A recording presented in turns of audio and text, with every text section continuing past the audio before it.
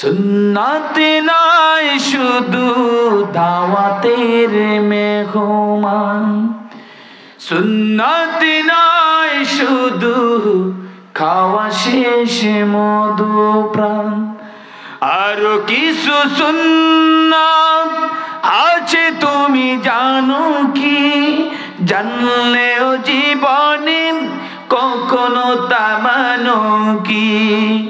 সুন্নাত হলো মজলুম সহায়ক, আর সুন্নাত হলো জালিমের প্রতিরোধ। আল্লাহু আকবার। রাগ করেন? মন খারাপ? হেই ভাই, আপনারা কেউ কম জানেন না, কিন্তু জ্ঞানের অভাব। কিসের অভাব? রব্বি জিদনি ইলমা। হে প্রভু, তুমি আমাকে কি দাও? জ্ঞান দেওয়ার মালিক কে? আল্লাহ পারতেন দুইটা মুখ বন্ধ করে দিতে, আঙ্গুলগুলো সমান দিতে, চোখ না দিতে, হাত ঠিক আছে, পা ঠিক আছে, অঙ্গ প্রত্যঙ্গ, তবু বান্দা আলহামদুলিল্লাহ বলতে চায় না, ঠিক কিনা? এই জন্য আমরা যতদিন বেঁচে থাকবো ততদিন গোলামি করব শুধু আমি আমার আল্লাহর। আর আমি যখন গোলাম হয়েছি, শুধু আমি আল্লাহর জন্য আমার জীবনকেও শহীদ করতে পারবো। হে ভাইয়েরা আমার, আমরা মুসলমান মানুষ, ইমানদার মানুষ, তাকওয়াবান মানুষ হয়েছি। কোথায় সুবহানাল্লাহ, কোথায় আলহামদুলিল্লাহ আমরা বান্দা জানি না।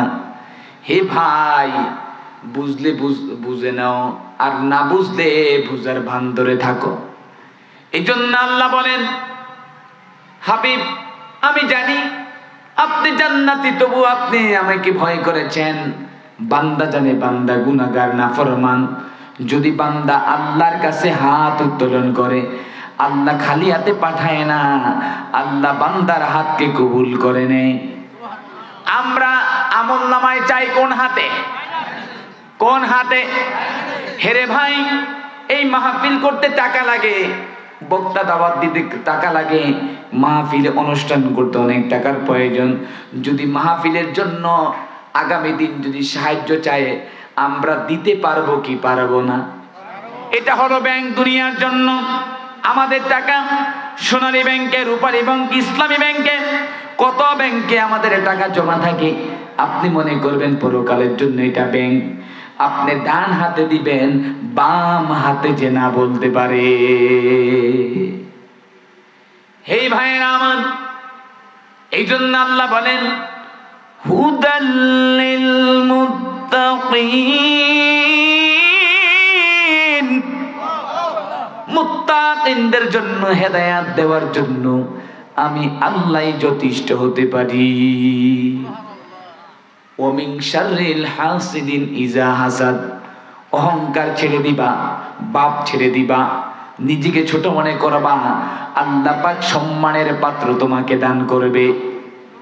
আল্লাহ বলেন, বান্দা তুমি বলবা আমি জানি না, আমি বুঝি না, আমি আল্লাহ তাআলা তোমাকে সব দিব, কিন্তু তুমি নিজেই বুঝতে পারবা না। আমি আল্লাহ এক জায়গা দিয়ে দিব না, আরেক জায়গা দিয়ে আমি আল্লাহ বাড়ায়া দিব। আল্লাহ বলেন, দিনের রাস্তায় খরচ করলে কমবে না, আরো বেড়ে যাবে। আল্লাহু আকবার। আল্লাহর রাস্তায় যখন আপনি দান করবেন, আল্লাহ রাব্বুল আলামিন আপনাকে টাকা পয়সা কম দেয় নাই, বাড়ি গাড়ি কম দেয় নাই। আল্লাহ বখিলতাকে পছন্দ করে না, কৃপণতাকে পছন্দ করে না। আল্লাহ পাক বলেন, বান্দারে যদি এই পেশকার হাট মাদ্রাসায় যদি তুমি 10,000 টাকা, 5,000 টাকা, 1 লক্ষ টাকা, 2,000 টাকা যেই নিয়তে দান করবা, যদি তুমি 2 লক্ষ টাকার মালিক থাকো, আমি আল্লাহ যখন বান্দা এই টাকা দিবে, আমি আল্লাহ যখন কবুল করব, আমি আল্লাহ তোমাকে আরো কোটিপতি পয়সাওয়ালা লোক বানায় দিতে পারি। মানুষের আছে তবুও কয় নাই আমার বাবার টাকার অভাব, পয়সার অভাব নাই। যখন বিভিন্ন ক্ষেত্রে, বিভিন্ন জায়গায়, বিভিন্ন স্থানে দান খয়রাত চায়, মানুষ সাহায্য চায়, ভাই কোটি কোটি টাকার মালিক হাতের এই ফাঁক দিয়ে 10টা টাকাও পড়তে চায় না। আমার ভাই আকামে কুকামে 1000 টাকা খরচ করে কি করে না? এরে ভাইয়েরা আমার, ওয়াজ মাহফিল কেন শুনে নেন? যদি ওয়াজ মাহফিলের দিনের কাজে যদি টাকা পয়সা আপনি না দিতেন, জুয়ার কাজে, আড্ডার কাজে, চাঁদাবাজির কাজে, নাফরমানির কাজে আপনি এগুলা ব্যয় করতেন, আল্লাহ বলেন বান্দা যেই রাস্তায় যেই টাকা দান করবা আমি ওই নিয়ত তোমার হাসিল করে নিব। প্রিয় ভাইয়েরা আমার, আল্লাহ কাউকে ধন দিয়েছে মন দেয় নাই, আবার আল্লাহ পাক মন দিয়েছে ধন দেয় নাই, ঠিক কি না? একজন রিকশাওয়ালা ভাই, একজন মানুষ, গরিব মানুষ, তিনি অনেক অসহায় গরিব, টাকা পয়সা সাহায্য চাইছে, 10 টাকা আছে, ভাই চেষ্টা করে 5 টাকা দেওয়ার জন্য। এমনও কোটিপতি আছে, প্রজাপতি আছে, লাখপতি আছে, মানুষ যখন সাহায্য চায় আমার ভাই ধমক দিয়ে সরাইয়া দেয়। আল্লাহ নবী বলেন, হে আমার উম্মতেরা ধমক দিবা না, সম্মানের সহিত তাদেরকে সম্মান দিবা, ইজ্জত দিবা। আল্লাহ পাক বলেন, আলাম ইয়াজিদকা ইয়াতীমান ফাওয়া, হে নবী আমি আপনাকে এতিম অবস্থায় দেখেছি। আল্লাহর রাসূল বললেন, কারো যদি মন খারাপ থাকে, কারো যদি মনে শান্তি নাই, যদি কোনো এতিমখানায়, হাফেজি মাদ্রাসায় যদি কোনো এতিম থাকে, তার মাথায় হাত বুলিয়ে দিলে তোমার মনকে আল্লাহ শান্ত দান করবে। আল্লাহ বলেন, হে নবী আমি আপনাকে এতিম অবস্থায় দেখেছি।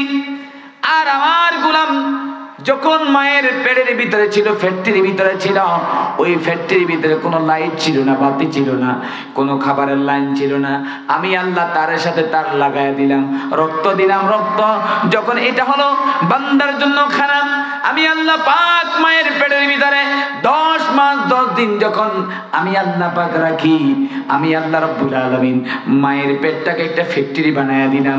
এখানে কোনো জেনারেটর নাই, কোনো কারেন্ট নাই। ওরে বান্দা, তুমি যেই দিন অসহায় ছিলে আমি আল্লাহ ছিলাম, কিন্তু আমি আল্লাহ তোমাকে তোমার মায়ের পেটের ভিতরে এমন ভাবে রেখেছি, মা ডান দিকে ব্যথা পায়, বাম দিকে ব্যথা পায়, মা আল্লাহ বলে চিৎকার দেয়। যখন সন্তান ভূমিষ্ঠ হবে, গভীর রাতে চোখের পানি ফালাইয়া দিয়া মা কাঁদে, হে রব আমি তো সইতে পারি না, আমি ব্যথা সইতে পারি না। যখন মা কাঁদে, স্বামী উঠে বলে, বিবি তুমি কি ব্যথা পাও, কষ্ট পাও? তখন তো সন্তান দেখে নাই, মায়ের কথা বুঝতে পারে না। যদি সন্তানরা রে তোমরা বুঝতা, মাকে তোমরা দুনিয়ার জন্য জান্নাত করতা এবং পরকালের জন্য মা হলো জান্নাতের চাবি। হযরত মালিক ইবনে রাদিয়াল্লাহু তাআলা বললেন, এই দুনিয়ার পুরুষেরা তোমাদের পায়ের নিচে শুধু জুতা, আর মায়ের জাতির পায়ের নিচে হলো আল্লাহর জান্নাত। সুবহানাল্লাহ বলেন না?